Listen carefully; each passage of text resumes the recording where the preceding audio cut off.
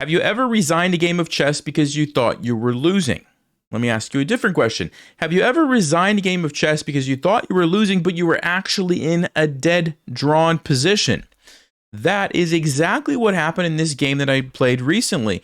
I made the move, rook here, and my opponent resigned. They're playing with the white pieces, and you can see Stockfish says it's a total draw. Now, why did they think they were losing? Actually, to be fair, I thought I was winning too, so I wasn't really surprised by the draw. I was surprised when I looked at the engine afterwards and noticed it was a draw. Okay, so how did we end up here? What happened, and why did they resign in a drawn position? We're going to take a look at this game that I recently played.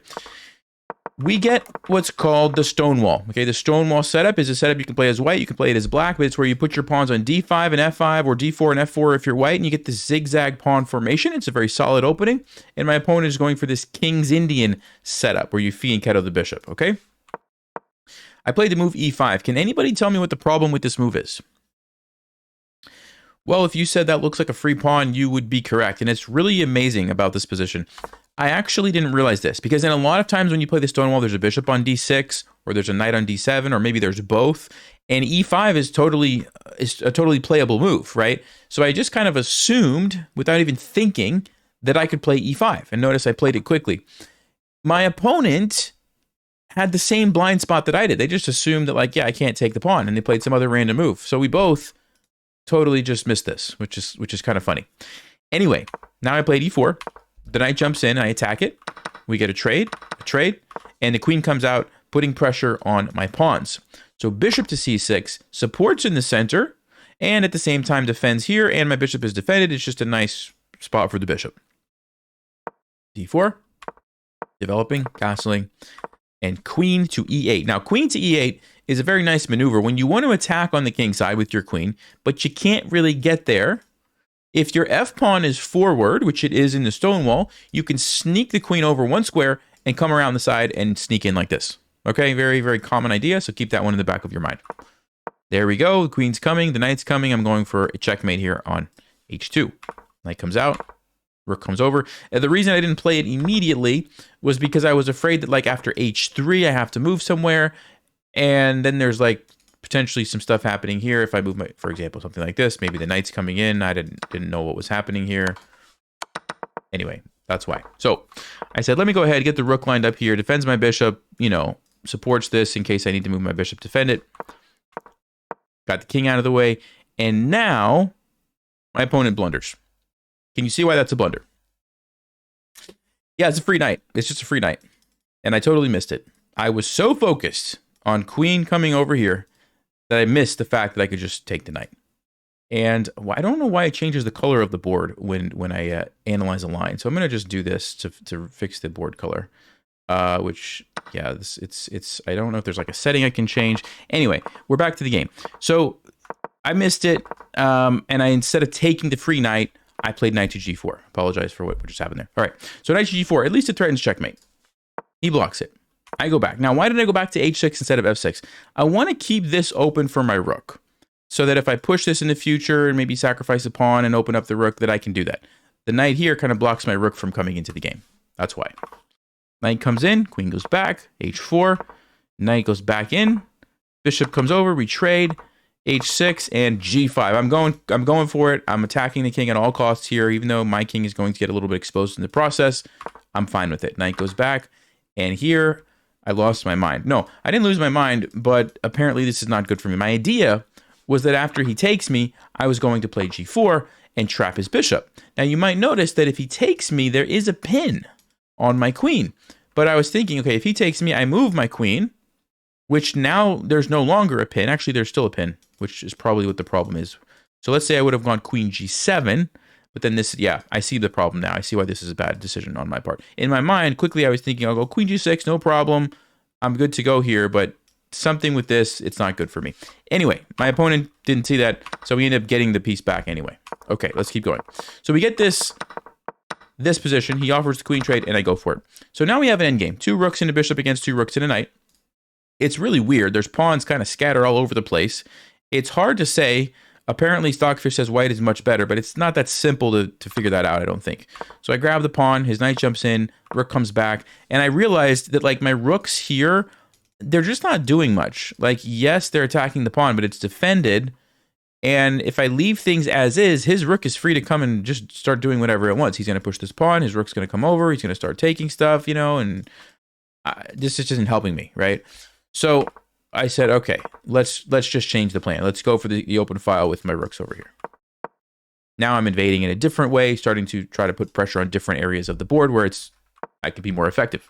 Bring the other rook over. I traded, and here I noticed a nice opportunity. Rook to a3. Now, what rook to a3 does is, first of all, it attacks his knight. So if he tries to just move his rook away somewhere, thank you very much, I'm going to take your knight. If he tries to move his knight away, well, then I'm going to take the pawn. So he's kind of tied up in a sense. Like, both of these pieces don't really want to move at the moment, which is bad. Whenever your opponent's pieces are tied up, that's not good for them. That's good for me, right? So I was happy about this. He makes a random pawn move. I'm like, fine, I'm just going to bring my king in. If you're stuck, I'll just start bringing in my other pieces. He pushes, I come in, he pushes, I trade, I take this, and finally he figures out a way to get his knight out of there. Because now if I take the pawn, he's going to grab my bishop. I said, no thanks, let me go back. Now the rook comes in, and now it's kind of getting a little bit interesting. Okay, so apparently the best move is to keep the bishop on the board, which does make sense, but I was thinking, no, if I take this, then these pawns are going to go. And I don't see how he's going to easily stop that. My king is very close to help. The knight is going to be a target for my rook, and we're just going to push these guys. I felt like it was worth it. Stockfish disagrees. Obviously, you can see that, but this is why I made that decision. Attack the knight. He throws in a check. I bring the king in and push the pawn. And I'm just trying to get a queen, right? Or go here, potentially in some situations, and fork the knight. We push. We go attack the knight. We attack the knight. We come up with the king. I'm coming in. Okay, so here's my plan. Push, push, get a queen, right? There you go. He sacks the knight. So now we have a rook and two pawns against a rook and two pawns.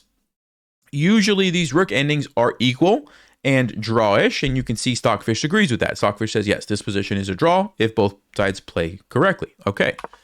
He attacks me. Now, I didn't think that just going here with my rook to defend this was the way to go, because he's going to start pushing this pawn. I need to make sure I have a very good plan, because otherwise this becomes very serious. So my plan was, let me throw in the check.